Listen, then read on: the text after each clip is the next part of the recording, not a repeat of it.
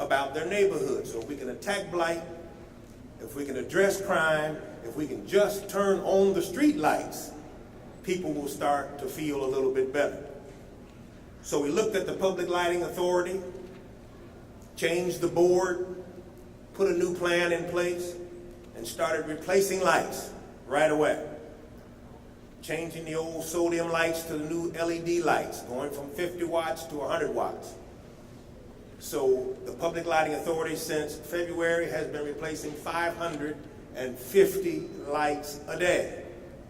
A week, I'm sorry. 550 lights a week. You can still clap for that, though. Anybody who has the new light knows what I'm talking about. We're putting lights at the end of the blocks, in the middle of the block. It's twice as bright. Matter of fact, we've gotten some complaints that people are now saying, the light's too bright. Can we come and move it and turn it around? So that's a good problem to have. People have that light out there and it's shining in their bedroom, and of course they haven't had a light in 3 years, and so it's something foreign. But we're addressing that. That's making people feel better about the neighborhoods. The bus situation. We have 125, 130,000 people a day that rely on DDOT to get to work, to get to school, to get to the doctor, and to move themselves from one side of town to the other. To do that successfully takes about 225 buses a day pulling out of the terminal. When we came in, we were doing about 150 a day. Needless to say, that meant a lot of people standing around, not getting the bus on time. Today, we're up at about 190. It's not where we need to be. It's in the right direction, and it's getting better. So again, improved city services. Until the emergency manager leaves, we're not going to have control of the police department. DPD still reports directly to the emergency manager, but we're confident that when the emergency manager leaves, and we're confident that that's going to happen come October, then we will have complete control of all city operations, including the Detroit Police Department, where we'll be able to help assist Chief Craig with some of the policies that he's putting in place. And by the way, the mayor and myself, and I know a lot of you all feel that Chief Craig's doing a relatively good job at this point, bringing crime down in this city. So we looked at blight.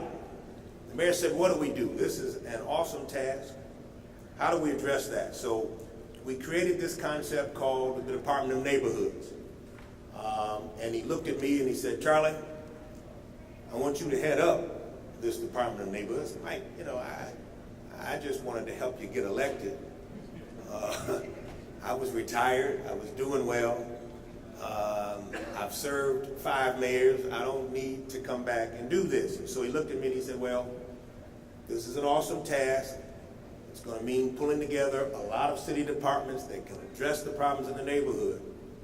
And if you don't want to do it, then find me a person who you think can do it better.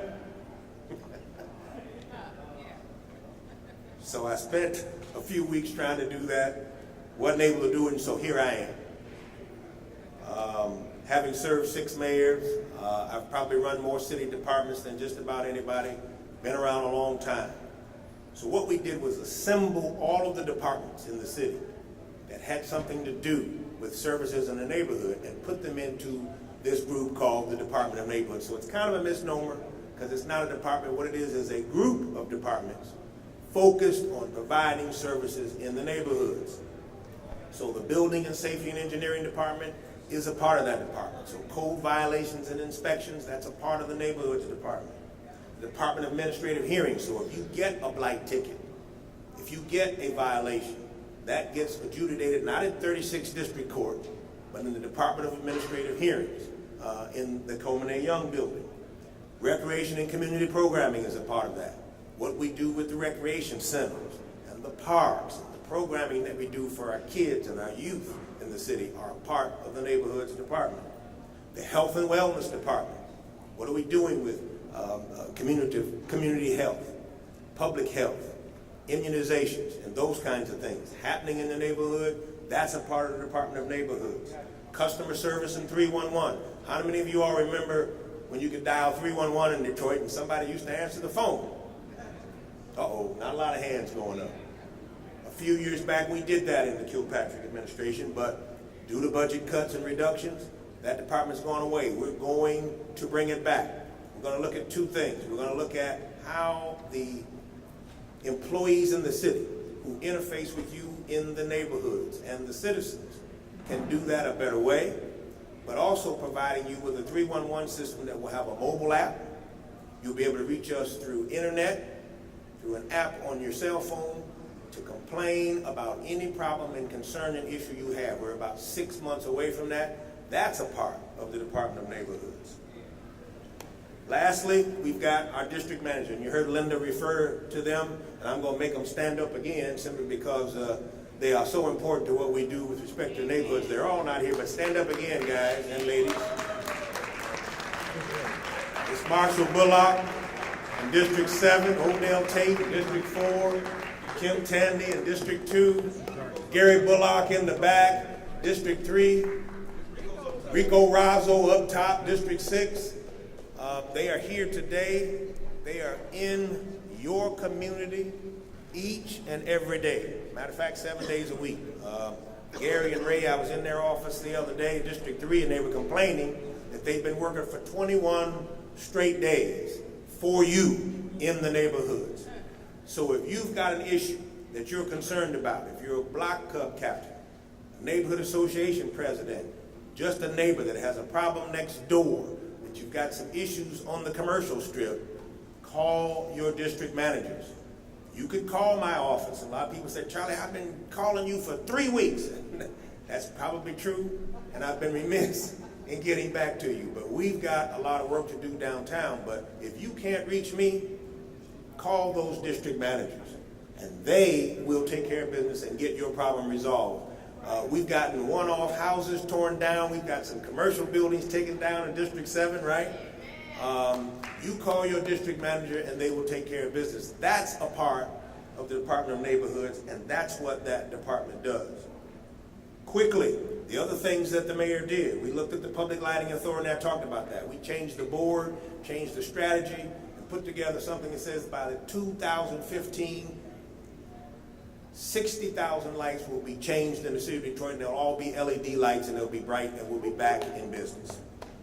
The Land Bank Authority, which reports to me on a dotted line, we changed the board there and start to put together a strategy that says that if we're going to be in a better position to control the disposition of the blighted homes in Detroit, then all of the houses that the city owns needs to be in control of one place. One of the problems that we had in fighting blight, if you had a vacant house next door, if the city didn't own it, and it was a private owner, and in many cases that is in fact the case, we couldn't just go tear the house down. So there was a problem getting the deeds and finding out who owned it, and many times the owner was out of town or even international. As Linda mentioned, they would go to city council, continue to get deferrals and say, I promised to fix the house up and not fix it up. We needed to get better control of that. So the Land Bank Authority's primary purpose is to gain the deed and the ownership of 90,000 pieces of property in the city, ultimately.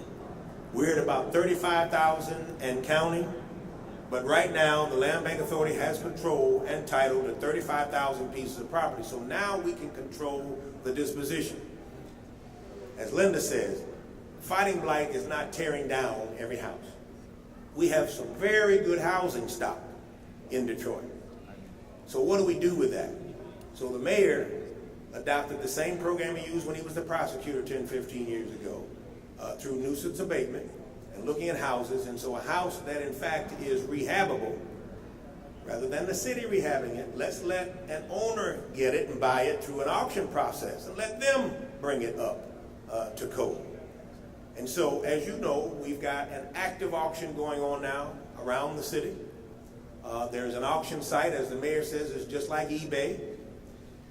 You can go on that site, DetroitBuild.org. Over 6,000 people have pre-registered to get on that site and look at the houses that we're bidding. We're doing 2 houses a day now. So anybody that tells you nobody wants to buy a house in Detroit, don't believe it. We've had houses go as low as $2,500, $2,600 to $135,000. People bidding for houses in Detroit as a part of this program to to bring it up. That's how we're going to rebuild Detroit, neighborhood by neighborhood. The last piece is the Detroit Building Authority. We had about 4 different departments that were responsible for demolition up to this point through all of these mayors going back to Comey Young. Planning Development Department, Building and Safety Department, DPW, all tearing houses down to different specifications, different contractors. Not an efficient way to do it. Now, all construction management for demolition and deconstruction and the like is done through the Detroit Building Authority. A fellow by the name of Dave Bernardo, who came over from the DMC when Mike Duggan used to work there and he was in charge of construction there, is now fully in charge of all construction activity in the city. So we're much more efficient at what we're doing. So that's how internally we've decided to fight this big animal called blight, doing it more efficiently, using the money that we have, and being smarter with it. So the first 6 months, that's all we've done.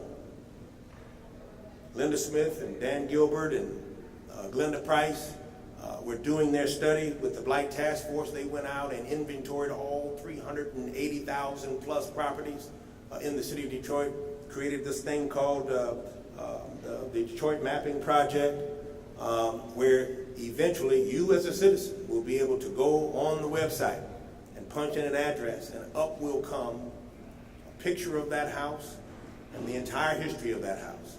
Code violations, owner, disposition, wherever it is. That's how we begin to fight blight in the neighborhoods, is with information, and good and accurate information. So we could not have made the progress we have without that tool. It's going to get better. We're fine-tuning it now, and it's an outstanding approach. We absolutely love it. So we thought first we needed to identify the neighborhoods where we wanted to go. We can't get to every neighborhood first, but we can begin to identify the target areas. So our district managers, working along with the Blight Task Force, working along with folks at Detroit Future City, who have put together this absolutely great master plan for the city.